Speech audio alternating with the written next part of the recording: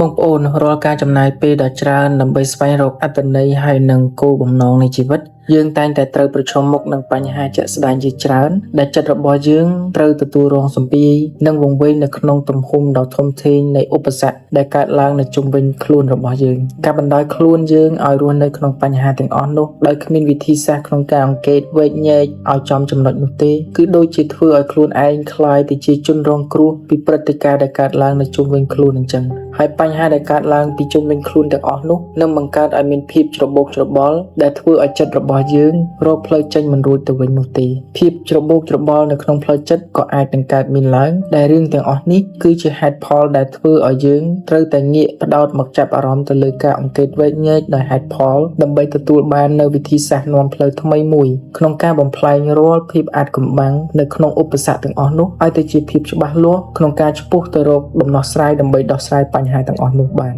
ការយល់ដឹងអំពីគោលបំណងនៃជីវិតគឺមានសារៈសំខាន់ណាស់សម្រាប់ទិសដៅនៃជីវិតរបស់យើងទាំងអស់គ្នាប៉ុន្តែប្រព័ន្ធតក្កវិទ្យានិងព័ត៌មានវិទ្យាគឺវាបានបង្ហាញយើងថារាល់វឌ្ឍនភាពនិងការដើរឆ្ពោះទៅមុខជាប្រចាំរបស់យើងម្នាក់ៗគឺដាច់ខាតត្រូវតែពឹងផ្អែកទៅលើការយល់ដឹងអំពីយន្តការច្បាស់លាស់ក្នុងការអនុវត្តដោយការអង្កេតវែកញែកហេតុផលនៃទំនាក់ទំនងរវាងគំនិតហើយនិងវត្ថុពិតប្រាកដដែលមាននៅជុំវិញខ្លួនរបស់យើងការអង្កេតវែកញែកដោយហេតុផលគឺផ្ដោតសំខាន់ទៅលើរបៀបដែលរឿងរ៉ាវនានាមានអន្តរកម្មជាមួយនឹងគ្នានិងរបៀបដែលកត្តាមួយជំរុញឲ្យមានកត្តាមួយទៀតកើតឡើងការយល់ដឹងអំពីបញ្ហាទាំងអស់នេះគឺអនុញ្ញាតឲ្យយើងមានសមត្ថភាពក្នុងការបំបែករាល់បញ្ហាដែលមានស្មុគស្មាញទាំងអស់ឲ្យទៅជាផ្នែកទូចៗដែលងាយស្រួលក្នុងការគ្រប់គ្រងនិងធ្វើឲ្យយើងងាកមកពិនិត្យមើលទៅលើប្រព័ន្ធដំណើរការមេកានិកទូចៗនៃស្ថានភាពជុំវិញខ្លួនរបស់យើងនីមួយៗមកជំនួសឲ្យការភ័យខ្លាចនិងទំហំខាងក្រៅរបស់ឧបសគ្គទាំងអស់នោះវិញ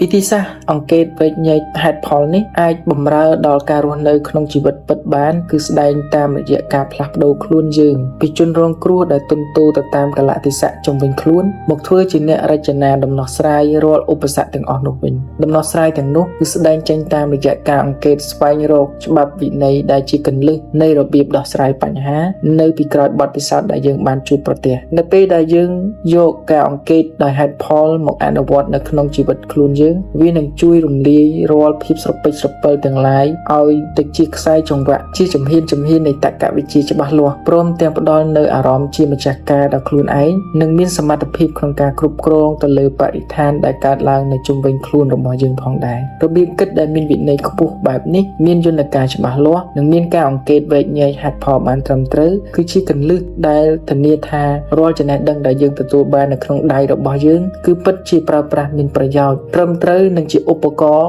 ដ៏មានប្រសិទ្ធភាពបំផុតក្នុងការយកមកដោះស្រាយរាល់បញ្ហាដែលយើងប្រើប្រាស់នៅក្នុងពិភពពិតរបស់យើងបើបងប្អូនយល់ច្បាស់អំពីយន្តការច្បាប់វិន័យដែលនៅពីក្រោយទំនាក់ទំនងនៃរបៀបដោះស្រាយបញ្ហាហើយនឹងប្រព័ន្ធតក្កវិជ្ជាતોបងប្អូននឹងលែងភ័យខ្លាចពេលដែលជួបបញ្ហាធំៗដែលចូលមកក្នុងជីវិតរបស់បងប្អូនទៀតហើយការរស់នៅរបស់បងប្អូនក៏លែងអង្គុយតែបារម្ភអំពីទំហំនៃឧបសគ្គទាំងនោះដែរព្រោះបងប្អូននឹងមានសមត្ថភាពក្នុងការបំបែកបញ្ហាទាំងអស់នោះឲ្យទៅជាជំហានតក្កវិជ្ជាទូចៗដែលអាចឲ្យបងប្អូនងាយស្រួលក្នុងការដោះស្រាយបញ្ហានិងអាចបត់បែនបាននៅពេលដែលបងប្អូនជួបបញ្ហាទាំងអស់នោះជាក់ស្ដែង